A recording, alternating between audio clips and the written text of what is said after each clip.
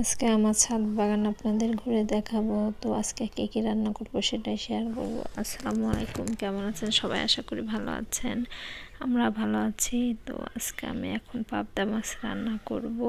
তো পাবদা মাছটা প্রথমে হাতে মেখে নিলাম, তারপরে চুলায় দিয়ে একটু কষিয়ে নিলাম, তারপরে মাছটা দিয়ে নাড়াচাড়া করে হালকা কষানো হয়ে গেলে পরে তো জল দিয়ে দেব।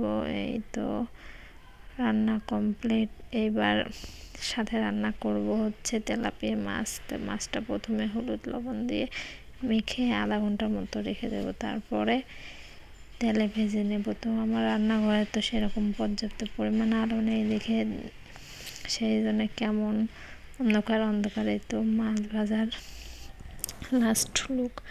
তো এরপরে আমি কি রান্না করব, তেলাপিয়া মাছটাই রান্না করব। যেহেতু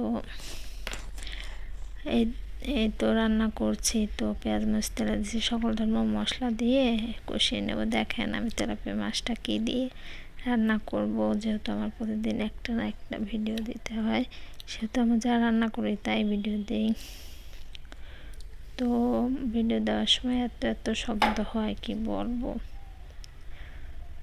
তো এই যে মাছটা কষিয়ে নেব, তরকারিটা কষানো হয়ে গেছে। এরপরে পানি দিয়ে একটু কষানোর পরে ঝোল দিয়ে দেব। তারপরে আমি তো ভাজনা খাই, এই তো ভাজনাটা দিয়ে নাড়াচাড়া করে নিচ্ছি। আমার তরকারি হয়ে গেছে, দেখেন লাস্ট লুক। তারপরে আমি বাগানে চলে আসলাম। দেখেন বাগানে কত সুন্দর সুন্দর গাছ। তবে শীতের সময় আরও সুন্দর সুন্দর জিনিস বনে তখন দেখেন কেমন হয়।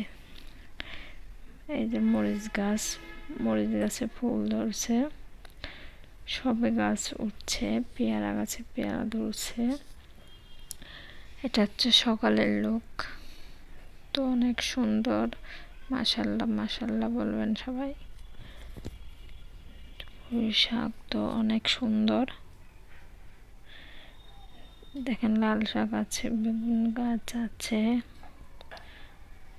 দেখেন আকাশটা অনেক সুন্দর। তো অনেক সুন্দর সুন্দর গাছ। তো এই ভিডিওটি কেমন লেগেছে আশা করি জানাবেন।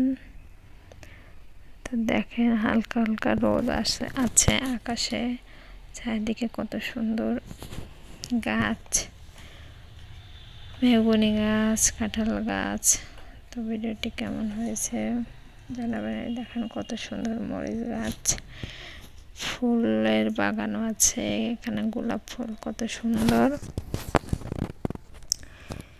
দেখেন গোলাপ ফুল ফুটছে, চারপাশের ভিউটা অনেক সুন্দর ছিল, মাশাল্লাহ মাশাল্লাহ।